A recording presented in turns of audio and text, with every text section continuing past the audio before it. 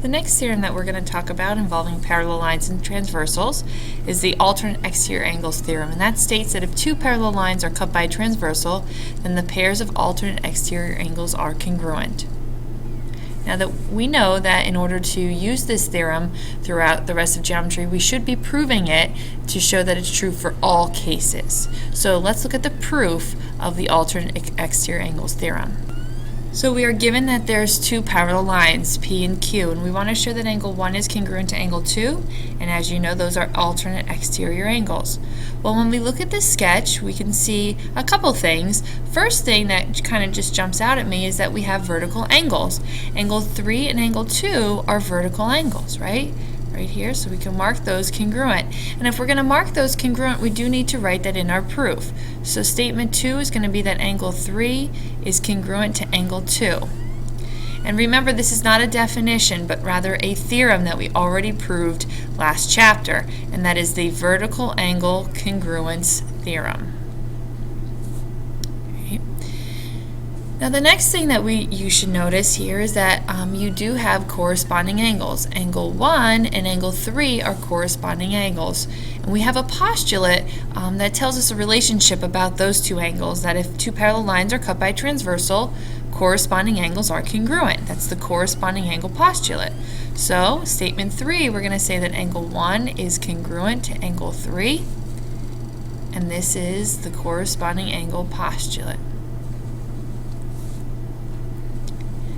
Now, keep your goal in mind, which is to prove that angle 1 is congruent to angle 2, right?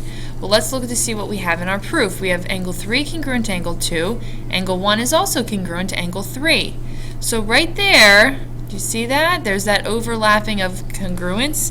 So we know that through substitution, or also our book would call this the transitive property, that angle 1 is congruent to angle 2. And our reason that we use here is substitution. And there you have it. We just proved the alternate exterior angles theorem. So we could add this to our reasons bank and for future proofs. And the last theorem involving parallel lines and transversals is the consecutive interior angles theorem.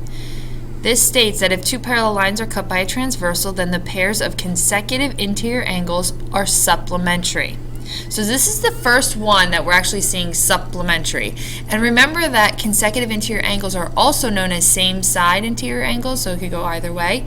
But here, I have this little diagram, and I have it highlighted. So 5 and 6 are consecutive interior angles. They're both interior, they're located on the same side of the transversal. You could kind of see with those parallel lines, it almost looks like a C, right? If we were to flip it around to kind of look like an N or a U, but anytime you see that, I always like to see the C of supplementary. I know that there's not a C in supplementary, but it all sounds the same. C sounds the same as supplementary. Wow, that all sounds the same. Same beginning sound. Oh, look at it, I keep repeating. Okay, anyway. All right, so consecutive interior angles are supplementary. Alright, so let's look at the proof, right? So we could use this, add it to our reasons bank when we're finished. We are given that N is parallel to P. We want to prove that angle 1 and angle 2 are supplementary. Okay, so looking at the figure, we don't have any corresponding angles, right? But I do see a couple things. We just proved alternate interior angles, right? So if we look, angle 1 and angle 3, remember I was talking about that whole Z thing when we did alternate interior angles? Look at right there. 3 and 1 are alternate interior angles. So they're congruent, right? So because the lines are parallel. So that's the alternate interior angle theorem. So my statement 2, I'm going to say that angle 1 is congruent to angle 3. And this is by the alternate interior angle theorem. The one that we just proved in the previous video. Alright, so we know that 1 and 3 are congruent. So let me get my pen. Let's mark that 1 and 3. Okay. We need to show that 1 and 2 are supplementary. So we need to bring 2 into this proof. Well, I know a relationship between angle 3 and angle 2. Do you see it? They're a linear pair, right? We can see that from the sketch. So if they're a linear pair, we can say that angle 2 and angle 3 are supplementary. And that, remember, we say is the linear pair postulate. It's not the definition, but it's the postulate, because we know they're supplementary because they form that line. They're non-common sides or opposite rays. So now what we can say is that we know angle 2 and angle 3 are supplementary. 1 is congruent to 3.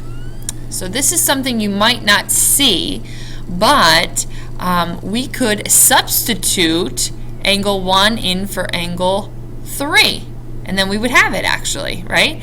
Or, yeah, that's it. Angle 2 and angle 1 are supplementary.